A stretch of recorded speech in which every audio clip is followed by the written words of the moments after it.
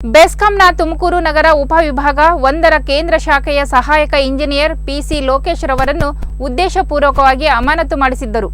ಇದನ್ನು ಪ್ರಶ್ನಿಸಿ ಹೈಕೋರ್ಟ್ ಮೊರೆ ಹೋಗಿದ್ದು, ಪ್ರಕರಣವನ್ನು ಕೈಗೆತ್ತಿಕೊಂಡ ನ್ಯಾಯಾಲಯವು ಅಮಾನತು ಪ್ರಕರಣವನ್ನು ವಜಾಗೊಳಿಸಿದ್ದು, ಸದರಿ ಆದೇಶದ ಪ್ರಕಾರ ಕರ್ತವ್ಯಕ್ಕೆ ಹಾಜರಾಗಲು ಬಂದ ಲೋಕೇಶ್ ಅವರನ್ನು ಕಾರ್ಯನಿರ್ವಾಹಕ ಇಂಜಿನಿಯರ್ ಅಡ್ಡಪಡಿಸಿರುವುದಾಗಿ ಆರೋಪಿಸಿದರು. ನಗರದ ಹೊರಪೇಟೆ ರಸ್ತೆಯ ಬೆಸ್ಕಾಂ ಕಚೇರಿ ಎದುರು ಸುದ್ದಿಗಾರರೊಂದಿಗೆ ಮಾತನಾಡಿದ ಅವರು, ಕಾರ್ಯನಿರ್ವಾಹಕ ಇಂಜಿನಿಯರ್ ಪ್ರಶಾಂತ್ ಕೂಡ್ಲಿಗಿ ಹಾಗೂ ಅಧೀಕ್ಷಕ ಇಂಜಿನಿಯರ್ ಕೆ ಲೋಕೇಶ್ ವರದಿ ಮೇರೆಗೆ 2023ರ ನವೆಂಬರ್ 1ರಂದು ಬೆಸ್ಕಾಂ ಜನರಲ್ ಮ್ಯಾನೇಜರ್ ಅವರು ನನ್ನ ಅಮಾನತು ಮಾಡಿದ್ದರು.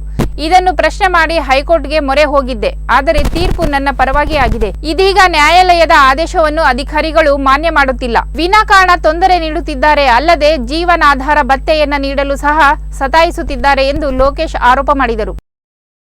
ನಾನು ಲೋಕೇಶ್ ಪಿಸಿ ಅಂತೇಳಿ ಸಹಾಯಕ ಇಂಜಿನಿಯರ್ ವಿದ್ಯುತ್ ತುಮಕೂರು ನಗರ ಉಪವಿಭಾಗ 1 ಕೇಂದ್ರ ಶಾಖೆಯಲ್ಲಿ ಕೆಲಸ ಮಾಡ್ತಾಯಿದ್ದೀನಿ. ನನ್ನನ್ನು ನವೆಂಬರ್ 1ನೇ ತಾರೀಕು 2023ರಂದು ನನಗೆ ಅಮಾನತುಗೊಳಿಸಿದರು. ಈ ಅಮಾನತು ಅವಧಿಯಲ್ಲಿ ನನಗೆ ಜೀವನಾಧಾರ ಭತ್ಯೆ ಕೊಡಬೇಕು ಅಂತ ಇರುತ್ತೆ. ನನಗೆ ಕಿರುಕುಳ ಕೊಡಬೇಕು ಅನ್ನೋ ಉದ್ದೇಶದಿಂದನೇ 3 ತಿಂಗಳ ಕಾಲ ನನಗೆ ಜೀವನಾಧಾರ ಭತ್ಯೆ ಕೊಡಲಿಲ್ಲ. ಅದಾದ ನಂತರ ನಾನು ಮೇಲೆ ಕಾರ್ಪೊರೇಟ್ ಆಫೀಸ್ಗೆಲ್ಲ ಲೆಟ್ರ್ ಬರೆದಾದಮೇಲೆ ನನಗೆ 3 ತಿಂಗಳ ನಂತರ ಒಟ್ಟಿಗೆ ಜೀವನಾಧಾರ ಭತ್ಯೆ ನೀಡಿದರು.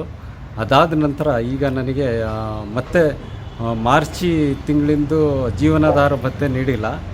ಅದ್ರ ಜೊತೆಗೆ ನಾನು ಕೋರ್ಟಿಗೆ ಹೋಗಿದ್ದೆ. ನನಗೆ ಅನ್ಯಾಯ ಮಾಡಿದ್ದಾರೆ, ಅನಾವಶ್ಯಕವಾಗಿ ನನ್ನನ್ನು ಅಮಾನತು ಮಾಡಿದ್ದಾರೆ ಅಂತ ಕೋರ್ಟಿಗೆ ಹೋಗಿದ್ದೆ. ಕೋರ್ಟಿಗೆ ಹೋಗಿದ್ದಾಗ ಅವರು ನನ್ನ ಕೇಸನ್ನು ಕ್ವಾಶ್ ಮಾಡಿದರು ಅಂತ ಅಂದರೆ ಕ್ವಾಶ್ ಮಾಡಿ ಡಿಸ್ಪೋಸ್ ಮಾಡಿದ್ದಾರೆ. ಅದರ ಅರ್ಥ ಅವರು ಮಾಡಿರೋವಂಥ ಆರೋಪಗಳೆಲ್ಲ ಸುಳ್ಳು ಮತ್ತು ನನ್ನನ್ನು ಅಮಾನತುಗೊಳಿಸಿರೋದು ಕೂಡ ತಪ್ಪು. ಇಂಥ ಈ ವಿಷಯಕ್ಕೆಲ್ಲ ಅಮಾನತುಗೊಳಿಸಬಾರ್ದು ಅನ್ನೋ ಅಂಥ ಒಂದು ಆದೇಶ ನೀಡಿತು ಕೋರ್ಟು.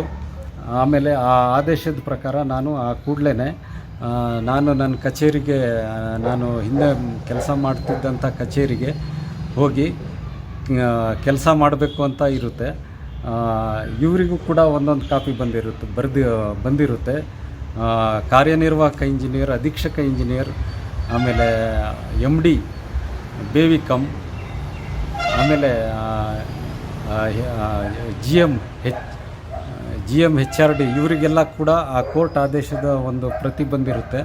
ಆದ್ರೂ ಕೂಡ ನನಗೆ ಕಾರ್ಯನಿರ್ವಾಹಕ ಇಂಜಿನಿಯರ್ ಪ್ರಶಾಂತ್ ಕೂಡ್ಲಿಗಿಯವರು ರಿಪೋರ್ಟ್ ಮಾಡ್ಕೊಳ್ಳೋದಕ್ಕೆ ಹೋದಾಗ ನಿನ್ನನ್ನು ಈಗ ಸಸ್ಪೆಂಡ್ ಮಾಡಿಸಿದ್ದೀನಿ, ಈಗ ನಿನ್ನನ್ನು ಅಮಾನತುಗೊಳಿಸ್ತೀನಿ, ಡಿಸ್ಮಿಸ್ ಮತ್ತೆ ಕೆಲಸದಿಂದ ವಜಾ ಮಾಡ್ತೀನಿ ಅಂಥೇಳಿ ನನಗೆ ಇದು ಮಾಡಿದರು. ಮತ್ತೆ ಪುನಃ ತೊಂದರೆ ಕೊಡ್ತಾಯಿದ್ದಾರೆ. ಅದ್ರ ಜೊತೆಗೆ ಸಂಬಳನೂ ಕೊಡ್ತಾಯಿಲ್ಲ.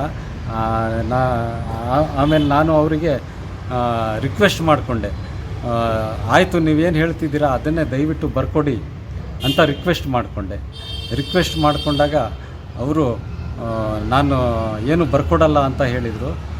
ಅದಾದ ನಂತರ ನನ್ನ ಪೇಪರನ್ನು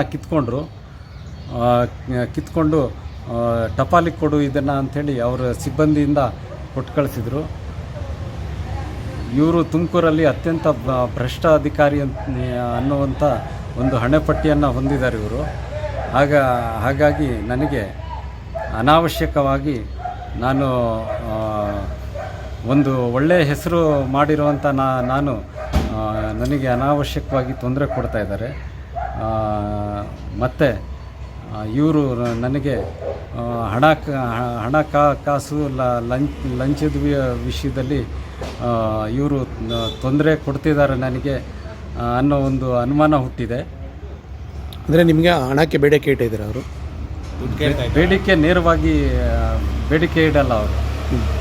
ಯಾಕೆಂದರೆ ಈಗ ಮೀಡಿಯಾಗಳು ರೆಕಾರ್ಡಿಂಗ್ಗಳು ಜಾಸ್ತಿ ಇರೋದ್ರಿಂದ ಈ ಥರ ತೊಂದರೆ ಕೊಟ್ಟರೆ ಇದು ಮಾಡ್ಬೋದು ಅನ್ನೋ ಒಂದು ಏನಾದರೂ ಹಣ ಕೊಡ್ಬೋದು ಅನ್ನೋ ಒಂದು ಇದಿರ್ಬೋದು. ಕಿರುಕುಳ ಕೊಡ್ತಾ ಇದ್ದಾರೆ.